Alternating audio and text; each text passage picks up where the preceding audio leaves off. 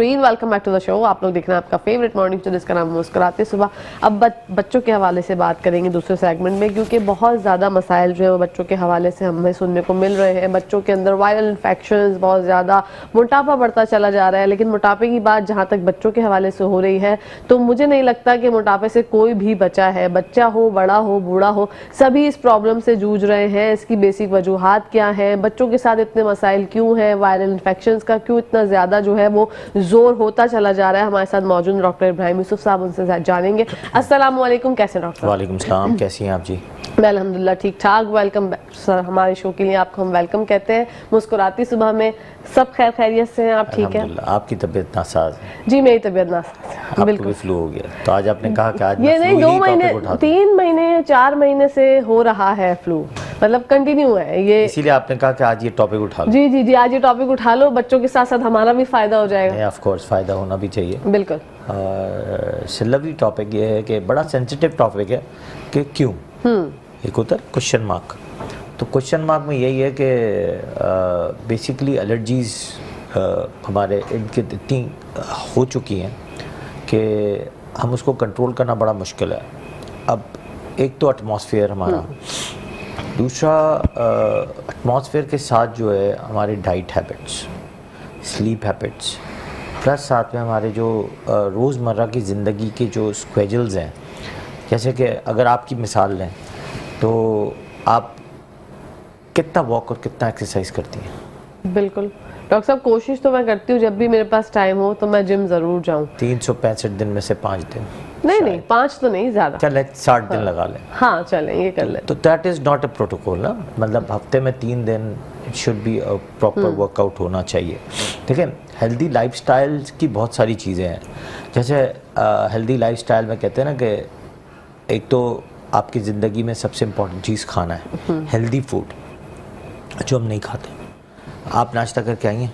बिल्कुल अल्हम्दुलिल्लाह। लोग नाश्ता करे बगैर निकल जाते हैं, फिर लोग पानी कम पीते हैं, फिर लोग धूप नहीं लेते हैं, सोते सही नहीं है।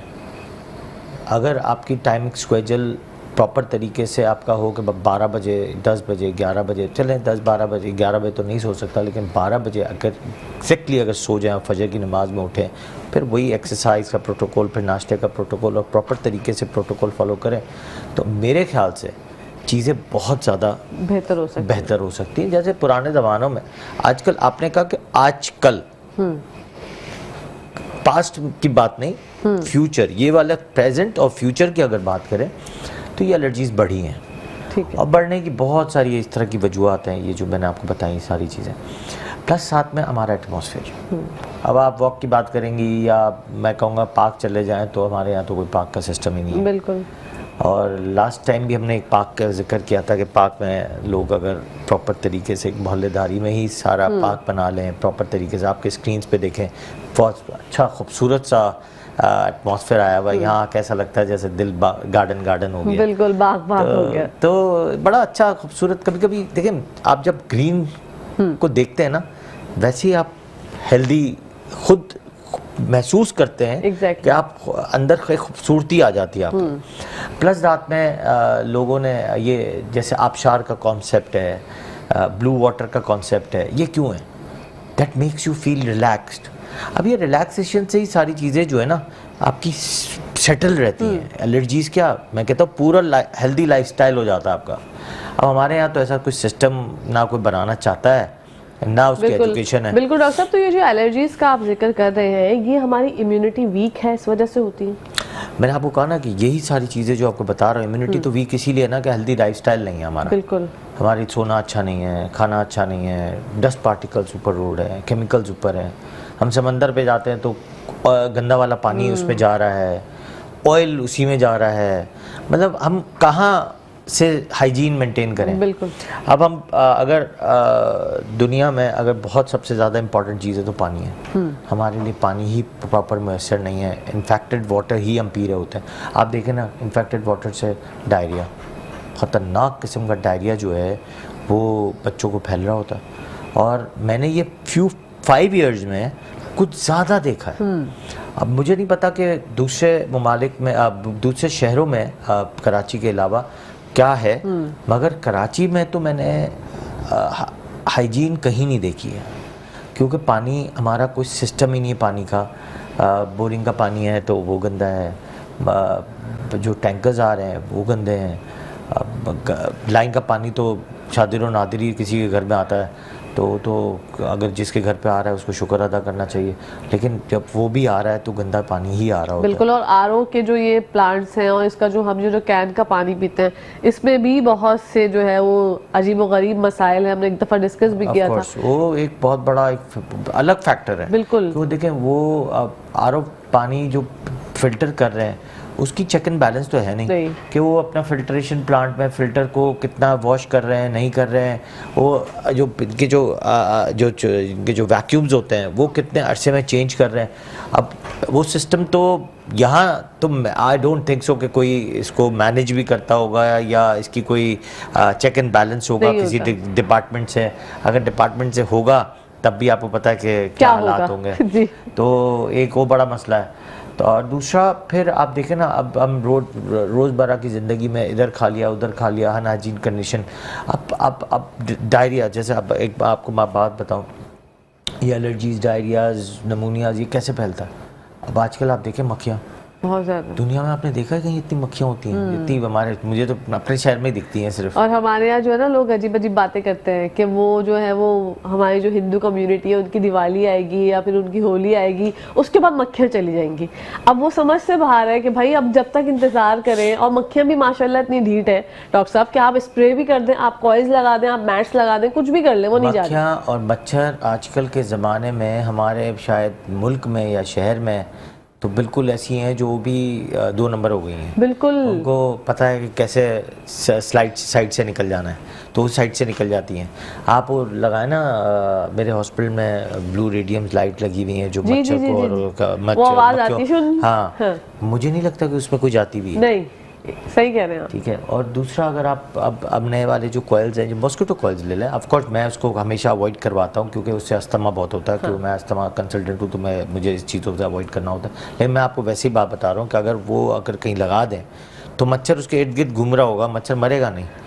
तो ये बहुत सारी सिचुएशंस हैं जिसकी वजह से हमारे अंदर जो है इम्यूनिटी वीक हो जाती है। फिर एक और चीज़ कहकशां, सबसे ख़तरनाक चीज़ ये हुई है कि हम सेल्फ मेडिकेशंस पे पहुंच बहुत ज़्यादा। बचपन से अगर हमने बहुत ज़्यादा एंटीबायोटिक्स ली हुई होती हैं। अब मैं तो कितने दफ़ा मेरे पेपर्स आ रहे होते हैं, बच्चा बहुत रिपीटेडली बीमार हो रहा है, मेरे पास क्रॉनिक इलनेसेस के पेशेंट सबसे ज़्यादा आते हैं। तो वहाँ पे जो चीज़ें मुझे दिखती हैं वो यही दिखती हैं कि रिपीटेडली एंटीबायोटिक्स इतनी ली हुई होती हैं कि उनको XDR इन्फेक्शंस और एलर्जीज़ के मसाइल सबसे ज़्यादा होते हैं। और उसकी मेन वजह यही है कि इम्यूनिटी, क़ुव्वत मुदाफ़त ही नहीं, बच्चे में लड़ने की ताकत ही नहीं, वो हर बार बीमार हो रहा है। अगर आप इसको CBC कराओ तो इज़ोनोफिल्स गिरे हुए हैं, IG लेवल गिरा हुआ है, विटामिन D बिल्कुल नहीं है, 4, 5, 6, 7, 8 इस तरह 10 की रेंज में चल रहा होता है विटामिन D, हीमोग्लोबिन 8, 9, 10 इस तरह चल रहा होता है।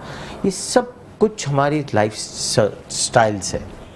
लाइफ स्टाइल, जब तक हम दोबारा अपने लाइफ स्टाइल को प्रॉपर नहीं लेके आएंगे, जब तक आई डोंट थिंक सो कि हम उस पर आ सकते हैं। मगर मैं हमेशा थैंक्स टू आपको, मेट्रो न्यूज़ को और जो इनकी टीम है उसको थैंक्स कहता हूँ कि आप ये छोटे छोटे टॉपिक्स उठाते हैं, लोगों तक ये बात पहुँचाते हैं। बस लोग अगर ये बात सुन लें और समझ लें हमारी बातों को, इतनी आप एफर्ट करती हैं, और एफर्ट करना बहुत बड़ी बात है, सवाल करना, आंसर्स देना और स्क्रीन तक पहुँचाना, ये बहुत बड़ी एक टीम का काम है। वो टीम पूरी आपको दे रही है, पूरी आपको नॉलेज दे रही है, मगर आप उसको बस मजाक में उड़ा देते हैं। लेकिन नहीं डॉक्टर साहब, इन बातों का असर होता है। जब किसी के घर में बच्चा बीमार होता है ना, तो वो दिमाग में तमाम बातें रिकॉल हो जाती हैं कि हाँ ये बात हो रही थी। अच्छा, वायरल इन्फेक्शंस का जब मैंने जिक्र किया, तो वायरल इन्फेक्शंस लोग सिर्फ एक वर्ड हो गया है, एक डिजीज हो गई है, लेकिन पता नहीं होता कि वायरल इन्फेक्शंस में क्या क्या चीजें हो सकती हैं और ये कितनी मुद्दत के लिए रहता है। अच्छा, वायरल एक तो फ्लू होता है जो नज़ला खांसी होता है, इसी में वायरल नमूनिया भी हो जाता है। इसी तरह वायरल नमूनिया, वायरल फ्लू के साथ वायरल डायरिया भी होता है, जिसको एब्डोमिनल फ्लू कहते हैं। उसमें डायरिया तो हो रहा होता है, मगर एज सच बहुत ज़्यादा आपको फ़र्क नहीं पड़ता क्योंकि वो थोड़े दिनों में सेटल हो जाता है। तो ये 3 वायरस तो हैं। साथ में कुछ वायरसेस दूसरे हैं, जैसे चिकन पॉक्स वायरस है, मीजल्स वायरस है, मम्स वायरस है, कोविड एक वायरस था, ऐसे ही रोटा वायरस है जो डायरिया कराता है। तो ऐसे बहुत सारे दूसरे भी वायरसेस हैं जो हमारे, उनकी as such as far proper treatments नहीं है। उसकी सिर्फ प्रोटेक्शन है और साथ में आपकी कंट्रोल ऑफ इम्यूनिटी है, क्योंकि जितनी अच्छी इम्यूनिटी होगी इतना आप जल्दी काबू करेंगे उस वायरस को, क्योंकि वायरस तो अटैक करेगा। तो आपको कंट्रोल करना आना चाहिए कि कंट्रोल कैसे करना है। तो कंट्रोल का एक मैकेनिज्म है कि आपको विटामिन्स बहुत अच्छे लेने चाहिए, रोज़ सुबह प्रॉपर नाश्ता करना चाहिए, ब्रेकफास्ट लाइक अ किंग। बिल्कुल। अब लोग क्या करते हैं, आपने तो कहा मैंने नाश्ता करके आई हूँ, मगर मैं कहता हूँ कि 80% लोग कहते हैं हम नाश्ता नहीं करते। एग्जैक्टली। 95% लोग कहते हैं हम वॉक जिम इससे बिल्कुल ही फारिग हैं, वो जिंदगी फरागत में गुजार रहे थे डॉक्टर ठीक है। साहब। तो अब उनको वॉक और उनका एहसास कब होता है? हाँ। बचपन से होना चाहिए ये एहसास, मगर होता कब है? जब वो किसी क्रॉनिक इलनेस में फंस जाते हैं, किसी को हार्ट अटैक हो जाता है, किसी का स्टंट लग जाता है, तब उसको एहसास होता है कि यार अब मुझे वॉक करनी चाहिए। अब वॉक करके कोई फायदा नहीं, अब तो आपकी एक चीज डैमेज हो गई है। बिल्कुल, और पानी सर से ऊपर चढ़ेंगे। डॉक्टर साहब बात कंटिन्यू करते हैं, यहाँ पर टाइम हो गया है ब्रेक का। आप लोग कहीं जाएगा मत देखते रहिए मुस्कुराते सुबह। नाज़रीन, welcome back to the show. आप लोग देख रहे हैं आपका फेवरेट मॉर्निंग शो, जिसका नाम है मुस्कुराते सुबह। बढ़ते हैं डॉक्टर साहब की जानिब। डॉक्टर साहब, आपने थोड़ी देर पहले जिक्र किया कि विटामिन डी और हीमोग्लोबिन बहुत कम होता है, तो इसका नॉर्मली रेशो पॉइंट्स कितने होने चाहिए? लोगों को इसके बारे में भी नहीं पता होता। वेरी गुड, बहुत अच्छा आंसर क्वेश्चन है। विटामिन डी नॉर्मली 30 और जो बढ़ते हुए बच्चे होते हैं 50 होना लाजमी है। जो छोटे बच्चे और जो बुज़ुर्ग लोग हैं 50 तक टारगेट रखना चाहिए, क्योंकि 150 तक इसको हम नॉर्मल लेते हैं, 30 से 150 तक। तो मैं हमेशा कहता हूँ कि 50 तक तो एक टारगेट रखना चाहिए, 30 से नीचे इनसफिशिएंसी पे आ जाता है, ठीक है, फिर 20 पे डेफिशिएंसी पे आ जाता है। लोगों का तो 10 और 8 की बात कर रहा हूँ मैं, 4, 10, 8 इस तरह चल रहा होता है। तो ये बड़ा एक इसकी वजह से तो आपकी, अगर आप इसको रिसर्च करेंगे तो विटामिन डी डेफिशिएंसीज और asthma, allergies, pneumonias and flu repeatedly होते हैं। तो ये बहुत बड़ा फैक्टर है। इसी तरह अगर विटामिन डी कम है तो हमारे रेटिकुलोसाइट्स बनते नहीं हैं, जिसकी वजह से हीमोग्लोबिन लेवल ऊपर नहीं जाता किसी भी सूरत में। तो हमें विटामिन डी को सही रखना है, तब हमारे हीमोग्लोबिन लेवल भी ठीक रहेगा। हीमोग्लोबिन लेवल 10 से लेकर 13 तक नॉर्मल होता है। किसी का 10 पे अगर आप सीबीसी का रेशियोज देखो तो 9 से लेकर 13 है, लेकिन प्रॉपरली अगर देखा जाए तो 11 to 12 is a good ratio, बहुत अच्छा रेशो होता है कि आप इस पे सेटल रहते हैं। अब जैसे हीमोग्लोबिन कम होगा तो आप थके थके रहेंगे, ऑक्सीजनेशन नहीं मिलेगी। इसी तरह इसके साथ हेमाटोक्रिट है, आरबीसीज हैं, एमसीवीज हैं, ये सारे लेवल कम हो जाएंगे, तो आपकी जो फ्लूइड्स हैं अंदर के वो कमज़ोर हो जाएंगे, तो आपके अंदर बॉडी के अंदर टायर्डनेस आ जाएगा। इसी तरह फिर आप रिपीटेडली बीमार भी होंगे, फिर आपको भूख नहीं लगेगी, चिड़चिड़ापन सबसे ज़्यादा रहता है, स्ट्रेस लेवल बढ़ जाता है, एंजाइटी लेवल बढ़ जाता है। तो आपको खुद ब खुद देखना है कि इससे कितना ठीक करना है। फिर साथ में उसके साथ ही हीमोग्लोबिन के साथ आपको आयरन लेवल अलग ज़रूर कराना होता है। कई दफ़ा हीमोग्लोबिन लेवल और सारी चीज़ें लेवल नॉर्मल आ रहे होते हैं, मगर आयरन लेवल कम हो जाता है। वो देखना बहुत ज़रूरी कि आयरन कितना है आपकी बॉडी के अंदर। फिर आयरन को प्रॉपर तरीके से, अगर आयरन कम है तो आयरन आपको लेना बहुत ज़रूरी है कि आयरन को आप नॉर्मलाइज करें, खुद ब खुद आपकी चीज़ें सेटल होना शुरू हो जाती हैं। और ये मेरा एक्सपीरियंस है विद इन 20 ईयर्स कि मैंने देखा है कि जितना आप इन लेवल्स को आप सही रखते हैं, आपकी बीमारियां सबसे कम होती हैं। बिल्कुल, आप इन लेवल्स को नोट नहीं करेंगे तो खुद ब खुद आपकी बीमारियां ऊपर जाती रहेंगी, बिल्कुल, चाहे वो किसी भी तरह की बीमारी हो। बिल्कुल डॉक्टर साहब, कुछ बच्चे जो हैं वो मिट्टी, चूना दीवारों पे से निकाल निकाल के खा रहे होते हैं, और फिर मतलब अम्मी अब्बू की जानिब से या किसी भी रिश्तेदार की जानिब से ये आता है कि ये ऐसे ही खा लेता होगा। तो क्या ये अलामात हैं विटामिन डी कम होने के या पेट में पिनवर्म्स होने के? क्यों बच्चा जो है वो ऐसी हरकत करता है? ज़बरदस्त सवाल है। इसको कहते हैं पाइका, PICA, पाइका। ओके। पाइका मतलब होता है कि नॉन न्यूट्रिशनल प्रोडक्ट खाना। सबसे ज़्यादा आपने देखा होगा ख़वातीनों में जो प्रेग्नेंट होती हैं, उनमें सबसे ज़्यादा होता है जो ये बर्फ़ चूस रही होती हैं, या हर चीज़ चूसने की कोशिश कर रही होती हैं। इसके साथ बच्चे भी होते हैं कि बच्चों को भी इस तरह की बहुत सारे मसाइल होते हैं, चूना खा रहे हैं, मिट्टी खा रहे हैं, बाल खा रहे हैं, उठा उठा के कुछ भी खा लेते हैं, रबर्स खा लेते हैं, पेंसिल्स के वुड खा लेते हैं। मेरे पास कुछ बच्चे तो ऐसे आते थे और आए भी हैं जो पूरी पूरी फर्नीचर खा जाते हैं। तो ये तो बहुत बड़ा एक डिज़ास्टर होता है, मगर बहुत अच्छा सोल्यूशन है कि वही विटामिन्स, सबसे ज़्यादा विटामिन्स की कमी की वजह से होता है इसमें, वही iron level, vitamin D level, zinc level, magnesium level, calcium level, B12 level, अगर ये सारे कम हो जाएंगे एकदम आपका जो है ये चीज़ें जो है ना आपकी एग्रीवेशन बढ़ जाएगी। ऐसे हमला माए जो होती हैं उनको भी यही चीज़ है, विटामिन्स को प्रॉपर रखना होता है, इससे वो चीज़ें सेटल हो जाती हैं खुद ब खुद ही। ठीक है। दूसरा कहते हैं कि समटाइम्स कहते हैं कि कोई वॉर्म्स की वजह से होता है, बट बहुत रेशो कम है इन पाइका का। पाइका की हिस्ट्री में एज सच ये विटामिन्स के अलावा बहुत कहते हैं ना 10% 5% कहते हैं कि हाँ यार हो सकता है वॉर्म्स हो। तो वॉर्म्स को आप वैसे भी 6 महीने बाद, हमेशा हमारे मुल्क में तो मैंने आपको कहा कितना अनहाइजीन कंडीशन है कि अगर आप वॉर्म्स को ट्रीट नहीं करेंगे तो ये अपने साथ ज्यादती कर रहे हैं। वॉर्म्स को तो ट्रीट करना चाहिए।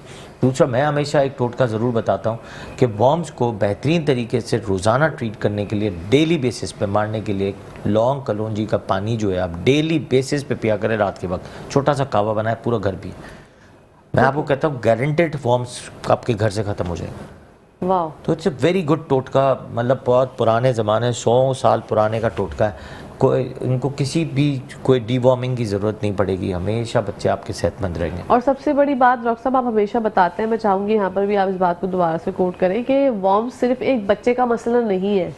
अगर ये पूरी फैमिली जो है वो उनके गिर्द घूम रहा होता है और फिर प्रॉब्लम्स जो है सबके साथ होती है। लोग ये समझते हैं कि बच्चे को दवाई पिला दी, वॉर्म्स की खिला दी या पिला दी, जो भी रात को सोते हुए पिलाते हैं, उसके बाद जो है वो मसला ख़त्म हो जाएगा। उन्हें ये नहीं पता था कि ये आपके अंदर भी हो सकता है, आपके हस्बैंड के अंदर भी हो सकता है, और जो घर में हजरात हैं उनके साथ भी हो सकता है। बेसिकली इसको कहते हैं फीकल ओरल रूट।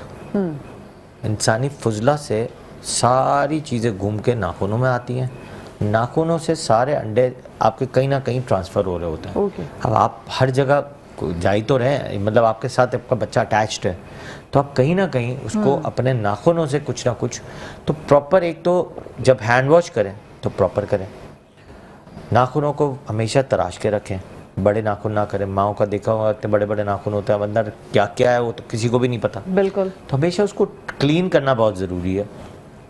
दूसरा इम्पॉर्टेंट बात ये होती है कि आप जब खाना बनाते हैं तो ग्लव्स पहने, सर में कैप्स पहने।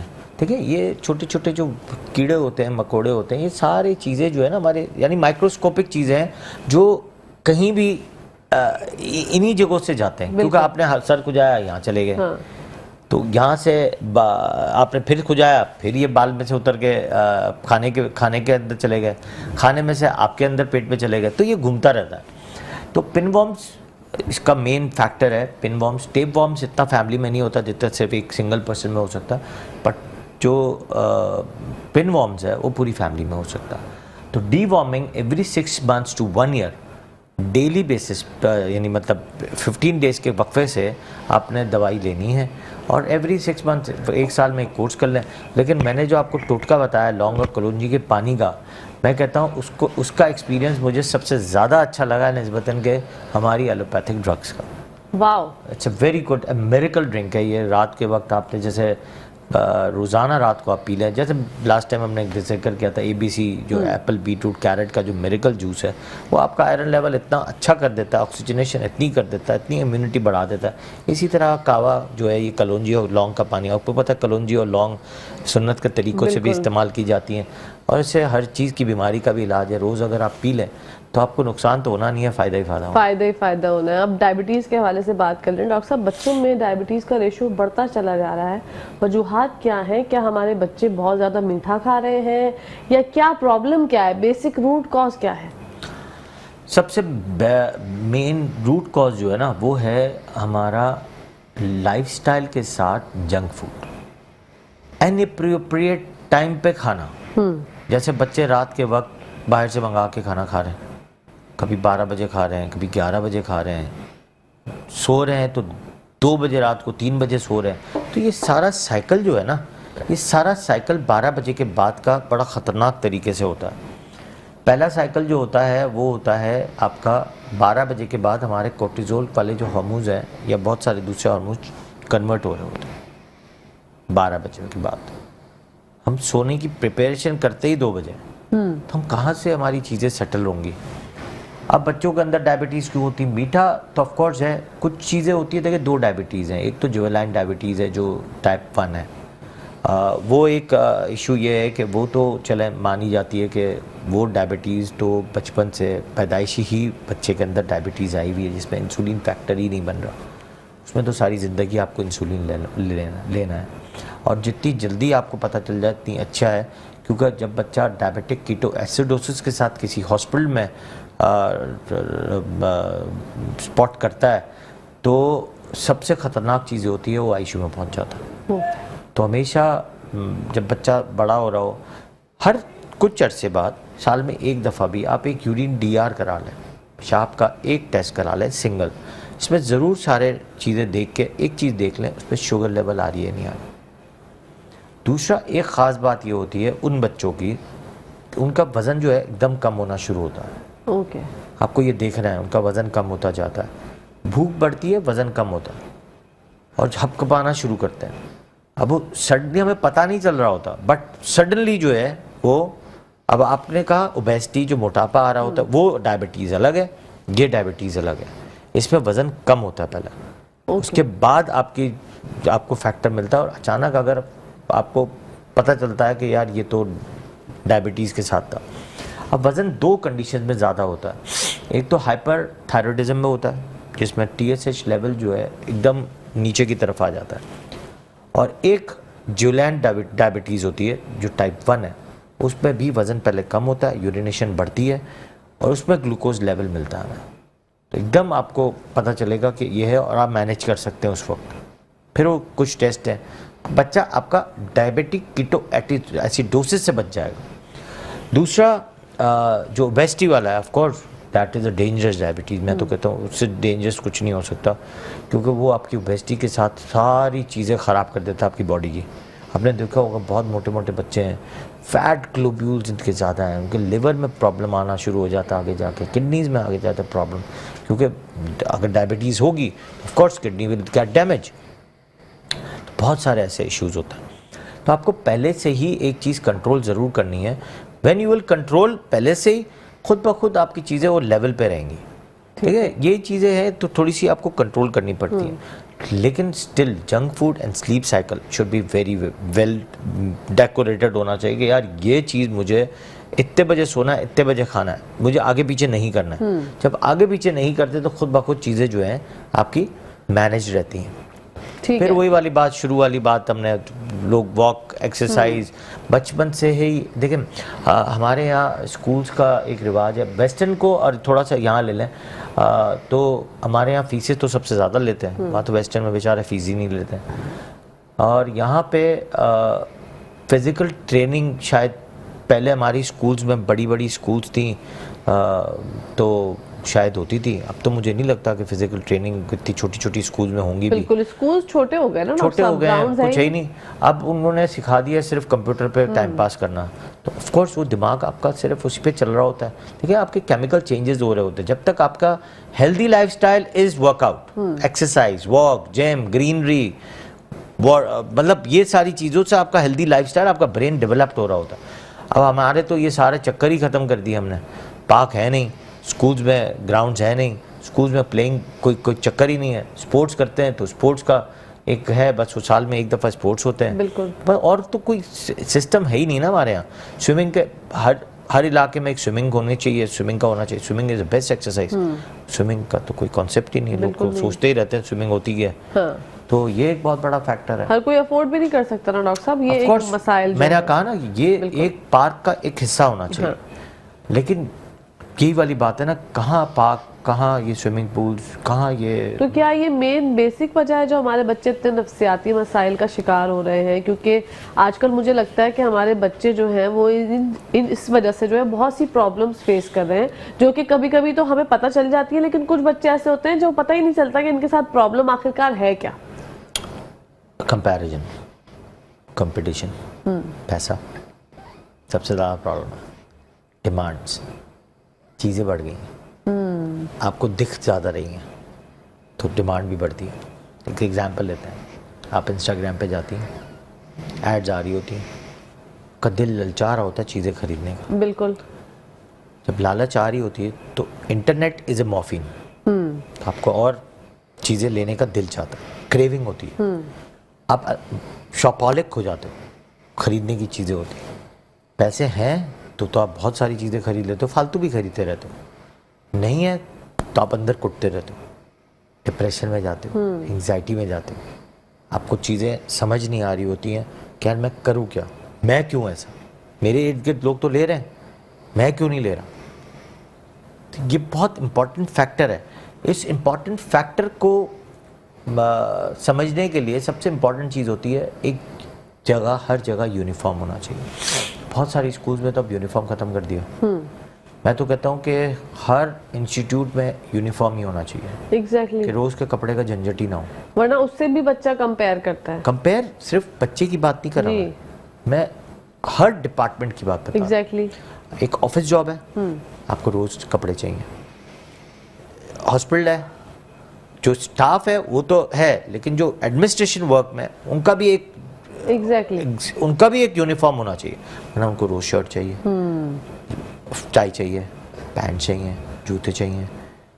औरतें हैं तो उनको भी कपड़े, ड्रेस चाहिए। ठीक है ना। तो ये एक बहुत बड़ा फैक्टर है। ऑफिस जा रही हैं तो बिल्कुल अपग्रेड होके जाना है। अब डिपेंड करता है, उसकी तनख्वाह सिर्फ 40-50 हज़ार है, घर भी चलाना है, कपड़े कहाँ से ले।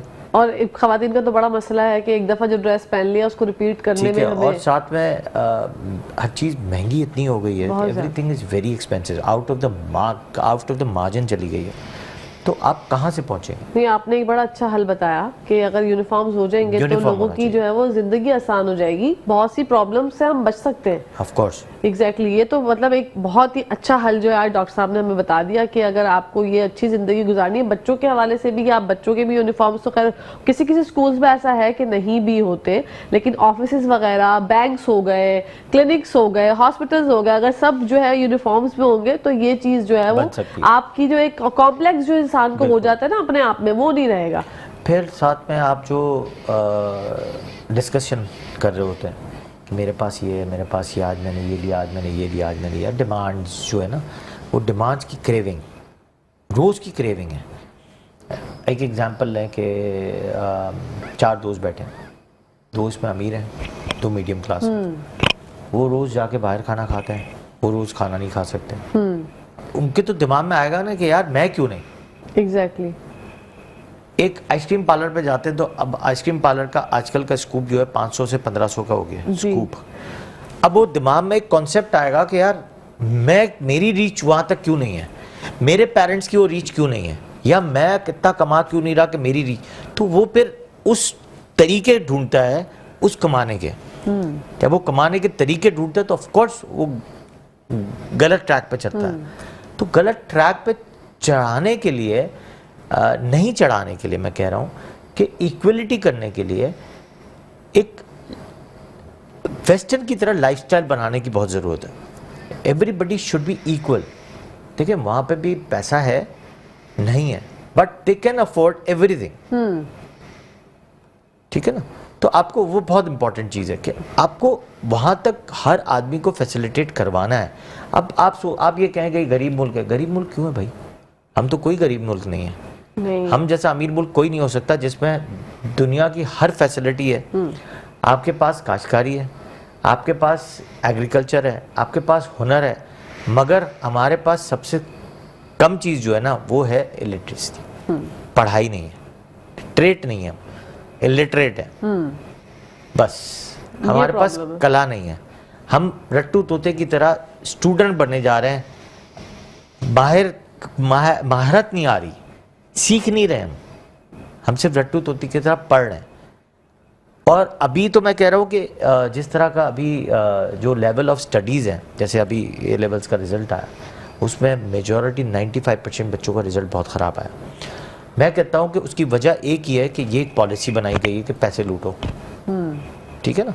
चाहे वो इंस्टीट्यूट लूट रहा हो, चाहे वो ब्रिटिश की तरफ से लूट रहे हो, यानी जो भी XYZ, मगर जो चीज़ अब इसमें बच्चा एक तो जो अच्छे बच्चे हैं वो पीछे की तरफ आ जाते हैं, यार मेरे साथ क्या हुआ, ये पेरेंट्स के लोड आया, 46,000 रुपीज़ का एक पेपर है, तो आप सोचे पेरेंट्स पे लोड आया, आजकल के हालात में ये पेरेंट्स के ऊपर लोड आएगा तो कितना बड़ा ड्रॉबैक है। हमारा सोल्यूशन एक होना चाहिए, हमारा बोर्ड, हमारा शहर का अपना बोर्ड जो बेहतरीन बोर्ड है वही बोर्ड चलना चाहिए। उस ज़माने में मैंने मैट्रिक बोर्ड किया, आपने भी शायद मैट्रिक बोर्ड किया होगा, इंटर बोर्ड किया होगा, और बहुत अच्छा आज तक हम मतलब जितने लोग बाहर गए हैं वो भी यही बोर्ड से पढ़ के गए हैं। हमने जिस तरह का स्टाइल बनाया, मैं कहता हूँ कि अभी इस ज़माने में जो बच्चे हैं वो बहुत ड्रॉबैक में चले गए। 10% बच्चे डॉक्टर्स और इंजीनियरिंग की तरफ जा रहे हैं, बाकी पता नहीं कौन सी उल्टी सीधी फील्डों पे चले, क्योंकि वो ग्रेड्स ही नहीं आते, स्कूल उनको सपोर्ट ही नहीं करता। और जो अभी भी इंटर बोर्ड में है वो अभी भी मैट्रिकुलेशन से इंटर बोर्ड में जाते हैं, इंटर बोर्ड से यूनिवर्सिटीज़ में चले जाते हैं जो मेडिकल और इंजीनियरिंग की। अभी भी वक्त है, जो आपके बच्चे को आप एडमिशन कराते हैं तो प्रॉपर जो हमारे सिंध बोर्ड है उससे बेहतर कोई बोर्ड नहीं है। Exactly. ठीक है, उसके साथ आप भले ट्यूशन्स पढ़ा लें, जो भी पढ़ा लें, that will be not so expensive, but आपका बच्चे का फ्यूचर कैरियर बहुत स्ट्रांग रहता है। कैम्ब्रिज बोर्ड मैं कहता हूँ it's a worst board, no doubt. इस पे कंपैरिजन और कंपटीशन बहुत आता है। देखिए आप स्कूल है, कॉलेजेस हैं, आप कौन सी स्कूल है, फिर वो ट्यूशन सेंटर्स है, मतलब आपकी वो जो मेंटल लेवल है ना स्कूल का, माओ का, अब्बा का, बच्चों का, सारा जो है, जो आपने कहा ना कि ये जो दिमागी मसाइल ये सिर्फ हुआ इसीलिए, आप इस पूरे डिकेड में देख लें। बिल्कुल सही कह रहे हैं। फिर आप जब स्कूल में जाते हैं, ऑफ कोर्स कैम्ब्रिज है तो उसकी फीसेस ज़्यादा है, फीसेस हैं तो हाई स्टैंडर्ड बच्चे आ रहे हैं। अगर आप नहीं भी अफोर्ड कर सकते, आपने बड़ी मुश्किल से डलवा भी दिया, फिर आपको उसके स्टैंडर्ड को मेंटेन करना है। आपने अच्छा बैग होना चाहिए, लंच बॉक्स होना चाहिए, पेंसिल अच्छी होनी चाहिए, नो डाउट, मतलब सारी चीजें ही अच्छी होनी चाहिए। बिल्कुल सही। लंच बॉक्स में खाना भी अच्छा होना चाहिए, ठीक है ना। फिर महीने में एक दफा दोस्तों की दावत भी होनी चाहिए, मतलब बड़ी ये एक बहुत बड़ा अलग ही दुनिया है, अलग दुनिया है। दिस इज अ डिप्रेसिव दुनिया, this is not a good दुनिया। मैं तो एक ज़माने में बड़ा अच्छा होता था, मेरे अब्बा मतलब हम लोग तीनों भाई बहन ने मैट्रिकुलेशन से पढ़ा है और we are doing very good अल्हम्दुलिल्लाह। और आजकल के बच्चों को ये कैम्ब्रिज बोर्ड कराते हैं तो मुझे तो लगता है वो ज़्यादा अल्लड़ है। जी जी जी, बिल्कुल सही कह रहे हैं आप, ऐसे ही है। उनमें कोई प्रॉपर तरीके से ढंग नहीं है, प्रॉपर तरीके से उनमें कोई नॉलेज नहीं है। मैंने कहा ना, महारत आती है टेक्निकल वर्क सीखने से। मैं तो कह रहा हूँ हर स्कूल में सब्जेक्ट ही बहुत, मतलब अगर 5 घंटे की स्कूल है तो 2 घंटे सिर्फ टेक्निकल वर्क सिखाया जाना चाहिए और कुछ नहीं कराना चाहिए, टेक्निकल वर्क सीखो।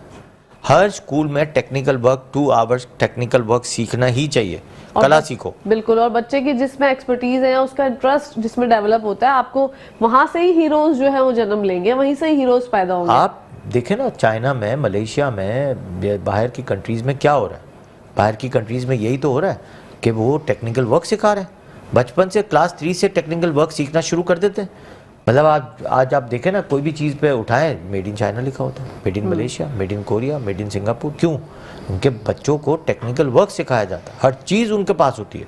वो बचपन से एक पिन से लेके पता नहीं एरोप्लेन तक बना लेते हैं, क्योंकि वो बचपन से स्किल्स पे। अब वही वाली बात, आपके लेवल से आपने उस ट्रैक में घुसा दिया उसको। किसी को पेन बनाने का शौक है तो किसी को एरोप्लेन बनाने का शौक है, किसी को फ़ोन बनाने का शौक है तो किसी को घड़ियां बनाने का शौक है। क्यों हमारे बच्चे जो है वो मैट्रिक के बाद भी ये सोच रहे होते हैं कि हमने करना क्या है। आज भी आप बताऊं मैं आपको, आज भी हमारे मुल्क में टेक्निकल वर्क इज़ ज़ीरो। आज आप किसी को भी दें, कोई गेट बनाने वाले को दें या कोई दरवाजे बनाने वाले को दें या कोई भी काम दे दें, मैं कहता हूँ कि हमारे यहाँ जितना 3rd क्लास वर्क होता है कोई नहीं, कहीं दुनिया में नहीं होता हुआ, क्योंकि हमारे यहाँ सपोर्ट ही नहीं है टेक्निकल सपोर्ट की।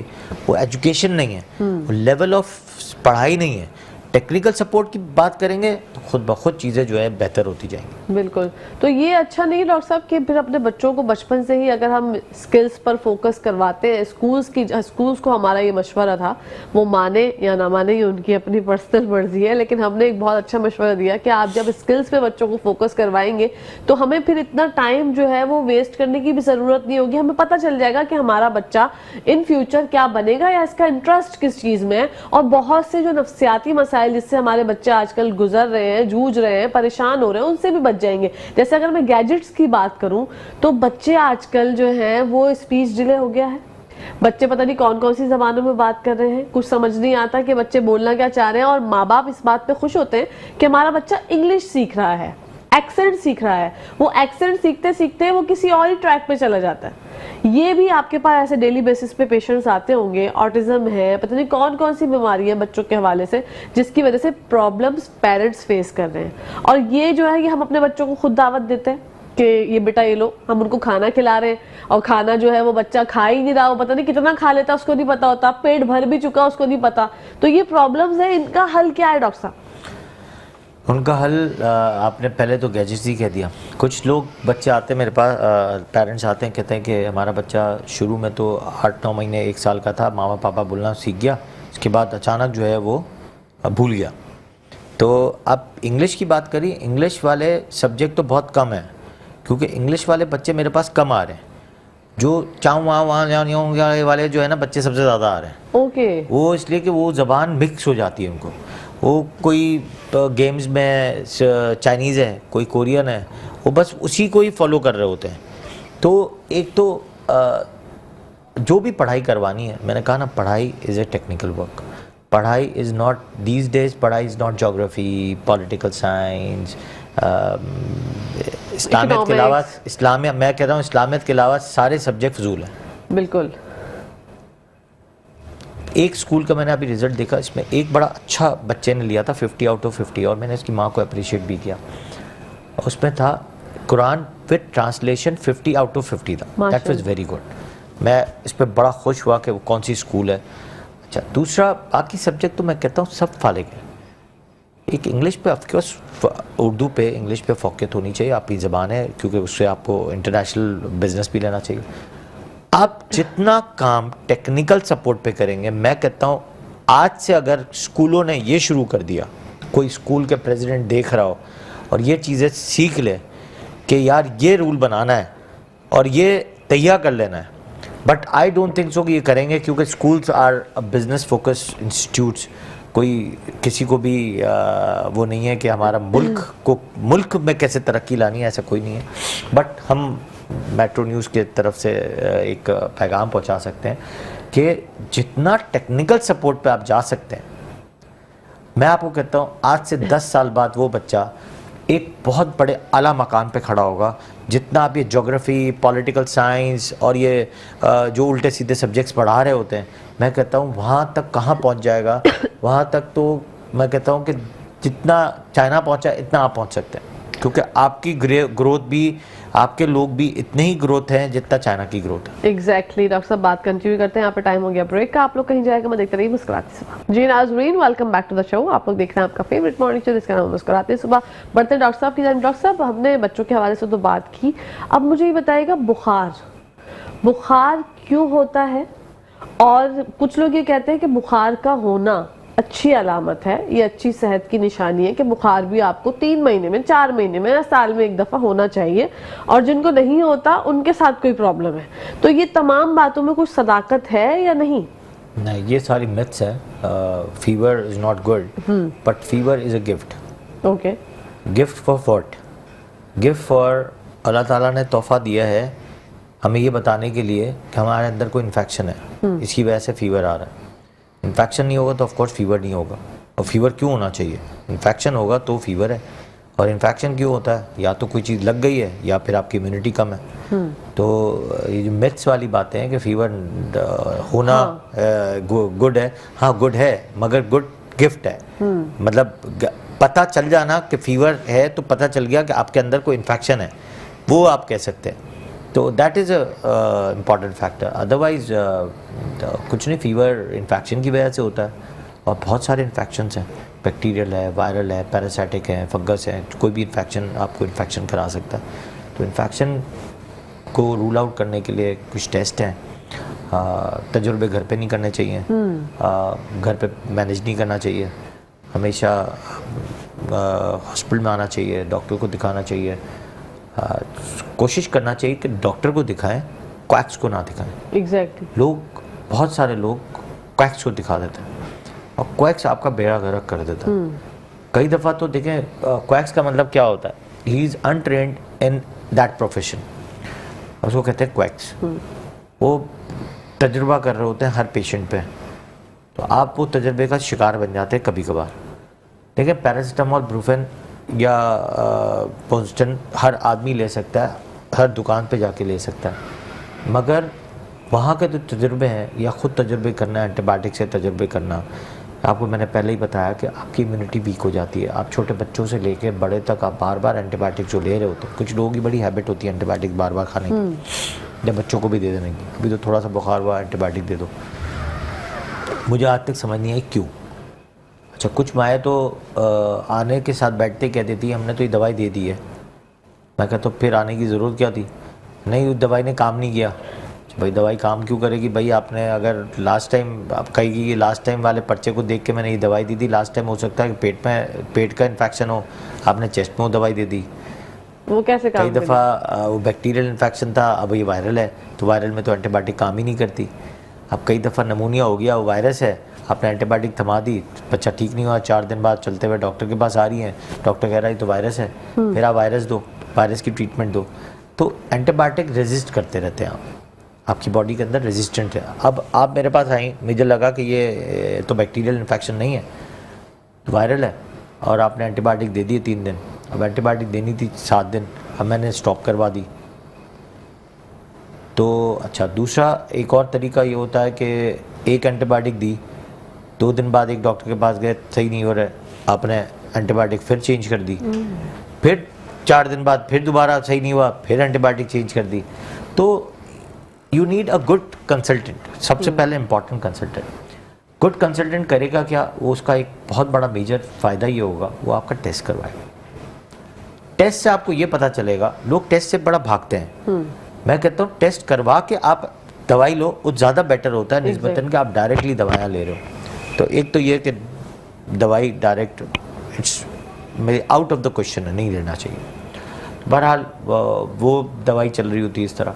तो ऐसी बहुत सारी सिचुएशंस है जिसकी वजह से आपका रेजिस्टेंट इतना बढ़ जाता है, और तो बुखार जो है फिर वो रिपीटेडली चढ़ रहा होता है। हाँ, अच्छा डॉक्टर साहब, बुखार का भी मुझे बताइए। फीवर चेक करने के लिए थर्मोमीटर का इस्तेमाल लोग करते हैं। एक नॉर्मल वाला होता है जिसमें मरकरी वाइट कलर की आपको दिख रही होती है, एक डिजिटल होता है। एक तो पहले टाइमिंग बताइए कि कुछ लोग जो है वो 4 मिनट लगाते हैं, कुछ लोग 2 मिनट लगाते हैं, कुछ लोग 1 मिनट लगाते हैं।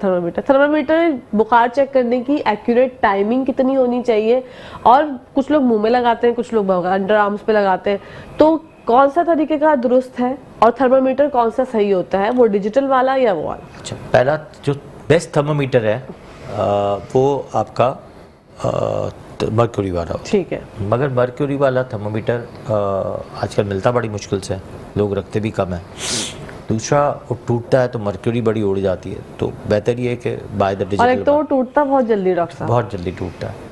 दूसरा एक ख़ास बात ये होती है कि माउथ में रखना सबसे ज़्यादा फिजिबल है, फिर अंडर आर्म्स है, और अगर कहीं फीवर कभी नहीं मिल रहा होता, जैसे हमारी इमरजेंसीज में आईसीयू में नहीं मिल रहा होता, हम पर रेक्टल रखते हैं, पॉटी की जगह पे रखते हैं, वहाँ मालूम पड़ता है कि कितना फीवर है। वो मर्क्यूरी वाला ही काम करता है, उसका डिजिटल पर रेक्टल थर्मोमीटर अलग होता है। तो 3 जगहें हो गई जहाँ से आप थर्मोमीटर टेम्परेचर नोट करते हैं।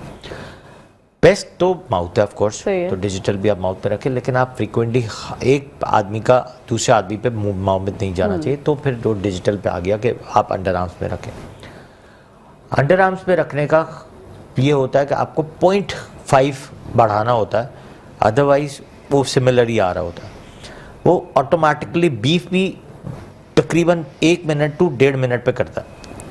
आप जब मुंह में रखते हैं तो 1 मिनट का टाइम होता है, 1 मिनट आप रखें, 1 मिनट में आपका एक्जैक्टली थर्मोमीटर पे आ जाएगा। 4 मिनट नहीं होता, 1 मिनट होता है। ठीक है। अंडर आर्म में रखते हैं तो ज़्यादा आप 1.5 मिनट रख सकते हैं। ओके, ये है। और आप 0.5 कुछ रेशो बढ़ाते हैं, वो भी कभी एक्यूरेट, डिजिटल है तो एक्यूरेटी दे रहा होता है, आज सच बढ़ाना नहीं होता। ये सारी चीज़ें। कुछ जो दूसरे थर्मोमीटर्स आते हैं, एक फोरहेड के आते हैं, एक लेज़र वाले आते हैं, एक स्ट्रिप्स आती हैं, आई डोंट थिंक सो कि वो बहुत एक्यूरेट होते हैं। कभी कभी वो नहीं उठाते हैं थर्मोमीटर डिग्री ऑफ टेम्परेचर, और ख़राब भी बहुत जल्दी होते हैं, महंगे भी बहुत हैं और ख़राब भी जल्दी होते हैं। एयर वाला है, फोरहेड वाला है, गर्दन वाला है, बहुत सारे ऐसे थर्मोमीटर्स आ गए। आई थिंक सो कि डिजिटल थर्मोमीटर घर में होने चाहिए और अंडर आर्म्स में रखें। अगर आप फ्रीक्वेंटली बहुत सारे घर में लोग हैं तो under arm is better to other than आप माउथ में रखें। माउथ में आप अगर सिंगल यूज़ करें तो माउथ में रखें, वो ज़्यादा अच्छा है। वो 1 मिनट में आपको एग्जैक्टली बता देगा कितना फीवर है आपको। ठीक है। और जो माएँ या जो पेरेंट्स अभी थोड़े टाइम पहले ही पेरेंट्स बने, उनके घर में क्या क्या चीज़ें बच्चे की ज़रूरत के हिसाब से होनी चाहिए? क्योंकि कुछ लोग ऐसे होते हैं जिनको थर्मामीटर इस्तेमाल ही नहीं करना आता और उनके पास होता भी नहीं है, और मतलब जो बच्चों की ज़रूरियात के सामान होता है वो भी उनको नहीं पता। डॉक्टर साहब, तो इस मामले में आप अगर गाइड कर सकें तो बहुत अच्छा हो। बहुत अच्छी बात कही आपने। देखिए, कुछ तो बेसिक मेडिसिन है, जैसे पैरासिटामोल है, कुछ आँखों की ट्यूब्स हैं, कान के कतरे हैं, नाक के कतरे हैं, कट एंड बर्न्स के लिए ऑइंटमेंट्स हैं। ये एक फर्स्ट एड में छोटी मोटी चीज़ें पड़ी भी होनी चाहिए, क्योंकि ये तो रात को कभी आँख में इन्फेक्शन हो गया तो आप लगा सकते हैं, कान में दर्द हो गया अपने ड्रॉप्स डाल सकते हैं। ये ओकेजनली SOS पे है, हस्बे ज़रूरत। फिर साथ में आपके पास घर में छोटी छोटी चीज़ों में जैसे थर्मोमीटर है, कॉटन बॉल्स हैं, बुखार उतारने वाली पट्टियाँ होती हैं, कूलेक्स से पैच हैं, पैरासिटामोल की सपोजिटरीज आती हैं, वो होनी चाहिए। आपके पास बाउल्स होने चाहिए जिस पे अगर आपको बुखार उतारना है तो ठंडे पानी की पट्टियों के लिए बाउल्स होने चाहिए, क्रॉस पीस होने चाहिए। प्लस साथ में फिर आपके पास न्यूबलाइजर मशीन ज़रूर होना चाहिए। आजकल तो बड़े एंडी से आए हुए हैं, वो होना चाहिए आपके पास, क्योंकि कभी आपको डॉक्टर ने फ़ोन पे बता दिया कि आप न्यूबलाइज कर लें, आपके पास मशीन ही नहीं है, तो घर पे होना चाहिए। बड़े हैं तो ऑफकोर्स घर में डिजिटल शुगर का मशीन होना चाहिए। ये छोटी छोटी चीज़ें हैं जो आपके घर में होनी चाहिए। ठीक है। कट एंड बर्न्स के लिए हमेशा ऑइंटमेंट्स होनी चाहिए, स्टेनिप्लास्ट होना चाहिए। फर्स्ट एड का बॉक्स जो होता है वो आपको बहुत इंपॉर्टेंट है, होना चाहिए। और जब आप न्यूली पेरेंट्स बनते हैं तो आपके पास ये तमाम चीज़ें होनी चाहिए। कुछ लोग, मैंने 1-2 दफ़ा सुना कहीं से बातों में, अब नाम तो मैं यहाँ नहीं ले सकती, जाहिर सी बात है, लेकिन मुझे बहुत हैरानी हुई कि मतलब आपके घर में एक छोटा बच्चा है और आपको थर्मामीटर का इस्तेमाल नहीं आता, तो ये इसके लिए भी कुछ ट्रेनिंग्स वगैरह होनी चाहिए क्या? ये कुछ सेमिनार्स करने चाहिए हमें, क्या करें? क्या कशा, ये बात तो मैं नहीं कह सकता किसी को नहीं आता, क्योंकि वो भी बचपन से यूज़ करते हुए आ रहा होता है इंसान। मगर ये आजकल का स्टाइल है अपने आप को हाईलाइट करने का कि यार मुझे तो नहीं आता। This is a style. अच्छा, ये स्टाइल भी चल गया जी, है? ये स्टाइल भी चल गया है। Okay. We always go to the doctor, और ये मतलब this is style. Oh my तो गॉड। अरे हर किस्म के लोग हैं। हाँ। तो आई डोंट थिंक सो कि कोई ऐसा हो, कोई भी, मैं कहता हूँ कि दुनिया में ऐसा कोई आदमी हो जिसको थर्मोमीटर चलाना या थर्मोमीटर रखना नहीं आता हो, क्योंकि बचपन से हर आदमी डॉक्टर के पास जाता है और थर्मोमीटर रख के ही बड़ा हुआ होता है। हाँ। कोई भी आदमी, मैं आपको बताऊँ क्या कशा, दुनिया में कोई भी आदमी ऐसा नहीं है जो दूसरी जगह तो नहीं गया हो मगर डॉक्टर के पास नहीं गया हो, ऐसा मैं मान नहीं सकता। जो लोग कहते हैं कि हम डॉक्टर के पास नहीं गए और जो हस्बैंड वाइफ ये कहते हैं कि हमारी कभी लड़ाई नहीं हुई, 27 साल ये सब हो गए, झूठ 25 बोलते साल, हैं। ये सब झूठ है भाई। 2 बर्तन होते हैं, खड़कते हैं, बचते हैं, जब भी तो घर में पता चलता है कि लोग रहते हैं। और इसी तरीके से डॉक्टर के पास जाने का भी है। दूसरी फील्ड में आप कह सकती हैं चले मैं नहीं गया, हाँ, लेकिन इंसान कहे कि डॉक्टर के पास नहीं गया या मुझे XYZ जैसे आपने कहा थर्मामीटर इस्तेमाल नहीं तो करना, ये एक बड़ी अनयूजुअल सी बात है, मशकूक बात है। डॉक्टर साहब, पैगाम क्या देना चाहेंगे? सेगमेंट खत्म हो गया। हेल्दी लाइफस्टाइल का एक ही पैगाम होता है कि आपको पता है कि जो मैंने बताया, हमेशा खुश रहें, खुश रखें, बुरी बातें ना करें, किसी की बजाय ना। दूसरा, धूप लें, वॉक करें, एक्सरसाइज करें, माँ बाप की खिदमत करें, खुद हर एक का साथ दें, हर एक का काम करें बिला जबस। हाँ। उसका कोई लेना देना नहीं मांगे तो आप खुद, आपकी ज़िंदगी बहुत अच्छी गुजरती है, बिना फायदे और नुकसान, और हमेशा खुश रहें। बिल्कुल। और टॉक्सिक लोगों से दूर रहे। ओह, ये बहुत इंपॉर्टेंट है। हमने एक दफा ये बहुत इंपॉर्टेंट टॉपिक डिस्कस किया था, टॉक्सिक ये लोग। बहुत ज्यादा जरूरी है, क्योंकि आपको नहीं पता होता कि वो आपको किस तरह से जो है वो आहिस्ता आहिस्ता डिप्रेशन दे रहे होते हैं, और फिर आपको समझ में आता है कि यार मैं इनके साथ बैठता हूँ इसलिए मेरे साथ मसला है। तो जितनी जल्दी उनसे दूर हो जाएंगे आपकी जिंदगी सुकून में आ जाएगी। डॉक्टर साहब, आपका बहुत बहुत शुक्रिया। इंशाल्लाह जिंदगी रही तो आपसे फिर मुलाकात हो इंशाल्लाह।